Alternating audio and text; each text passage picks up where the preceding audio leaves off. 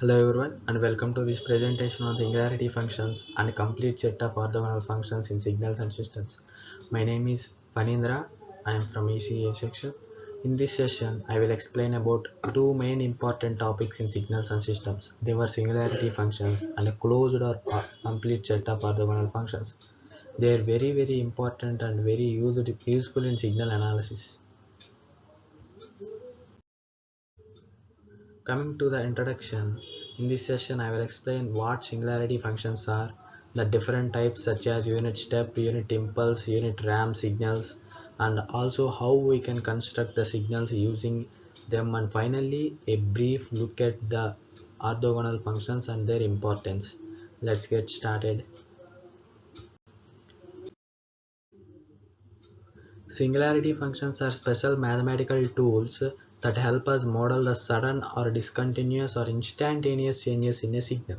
Whenever we have abrupt events such as switching, turning on or off, a short impulsive force being applied, or a signal suddenly ramping up, we can represent these events using singularity functions. They make systems analysis much easier, especially when using mathematical tools like transforms. In this presentation, we will first understand the different singularity functions one by one. They are mainly unit impulse, unit step, and unit ramp signals. They are very important and mainly used signals types in signal analysis. The first and most commonly used singularity function is the unit step function, denoted as u of t. The unit step function is 0 for all negative values of time and 1 for all positive values of time. Mathematically, we can write u of t as is equal to 0 for t less than 0 and 1 for t greater than equal to 0. Graphically, this looks like a horizontal line until t is equal to 0 and then jumps to 1 and stays there for all values.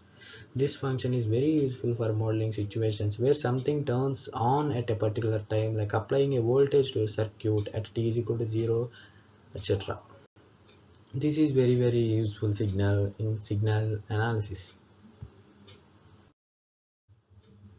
Coming to the next function, which is unit impulse function, usually written as del of t or del of n for discrete, called delta of t. It is very interesting function. It is 0 everywhere except at t is equal to 0, where its value is considered to be infinitely large, but such a way that the total area on the curve is always 1. You can think of it as a very sharp spike at t is equal to 0. Mathematically, integral of del of t over all time period equal to 1. The impulse function is used to model events that occur in instant, like a hammer striking a surface or a sudden shock at a system. It is also widely used to finding impulse response of systems, which helps us fully characterize how a system behaves.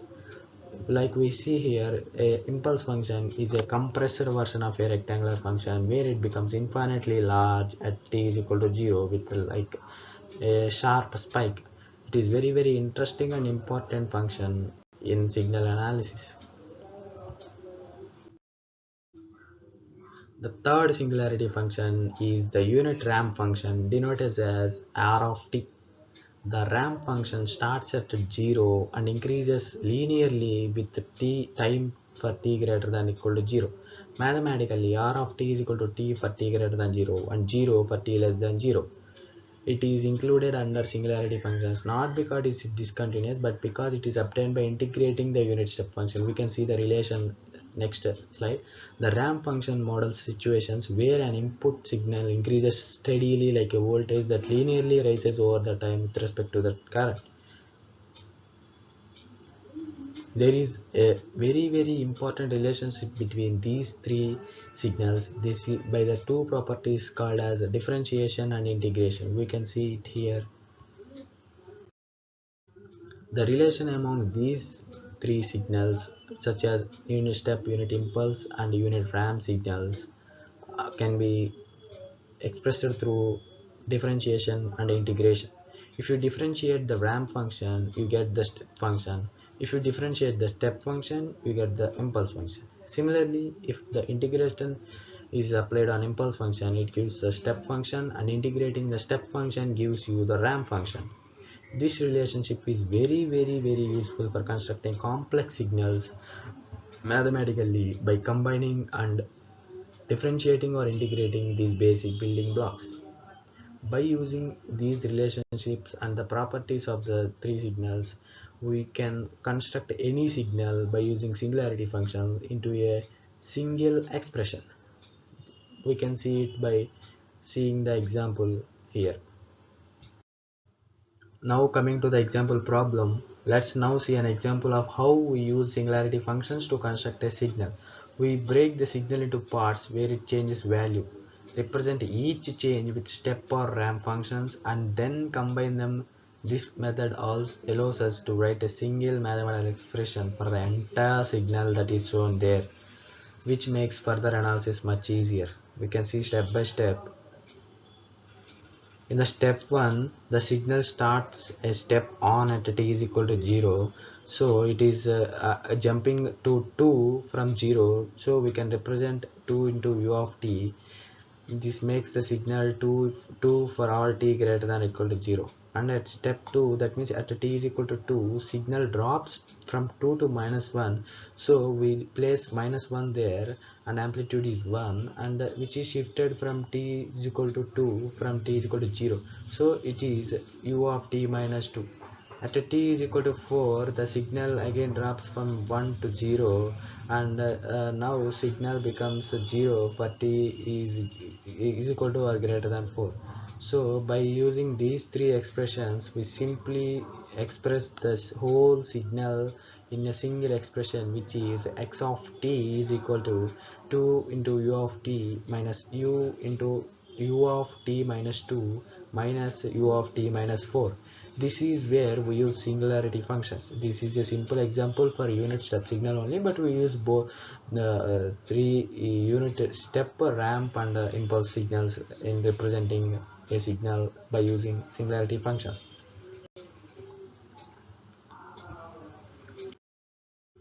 So coming to the applications, that means where we use the singularity functions. In circuit analysis, we use step signal and impulse functions to model switching actions and transient responses. Using Laplace transforms, these functions make the match much simpler and allow us to solve for currents and voltages easily. In system response modeling, step and impulse inputs are used to find important characteristics like stability, damping, and time response.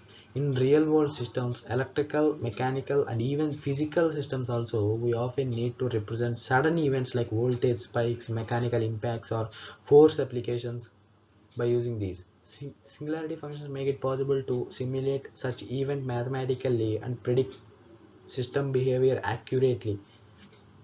So these are very useful in our signals and systems. So coming to the another topic, moving on to the second part of this presentation, this is the concept of complete set of orthogonal functions. We can also call this as closed set.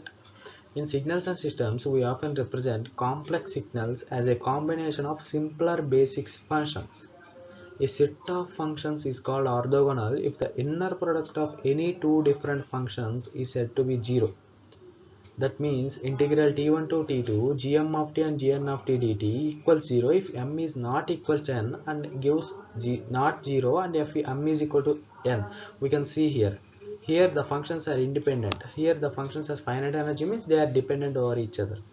So this is the condition for orthogonality. So what is the condition for complete set then? We can see there. So we can see here this integral acts as a dot product. It results 0. Then functions are orthogonal. This is fine. Then what is complete set? So coming to complete set condition, any function is in the interval can be expressed as a linear combination of those basis functions. Mathematically, we can write as x of t is equal to summation k equal to 1 to infinity ck gk of t, where ck is component. there should be no non-zero function h of t that is orthogonal to all of gk of t. Mathematically, that means the integral from t1 to t2 h of t gk of t dt must be 0 for every k except when gk of t are uniquely and efficiently. Famous examples of orthogonal functions include Fourier series, where sine and cosine functions form a complete set. This means that any periodic signal can be expressed as a sum of sines and cosines with different frequencies.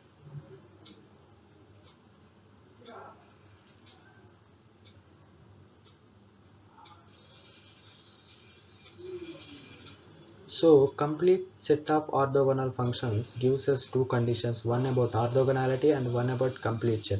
These functions are very useful in Fourier series and Fourier transforms also. As we express the Fourier series in sines and cosines, both sine and cosines are orthogonal functions and they form a complete set because of their the dot product condition, and here we can express any function in the interval can be expressed. So the Fourier series is a very important example for the complete set of orthogonal functions. This is very basis for finding mean square error also. We know that mean square error epsilon is equal to the square of the average of the mean of the error. So this is also very important, and it is the basis for the both Fourier series and mean square error finding. So this is all with my presentation on these topics. So thank you. That concludes my presentation. I hope this session helped you understand the singularity functions, their relationship and applications, and the concept of orthogonal and complete set of functions. Thank you.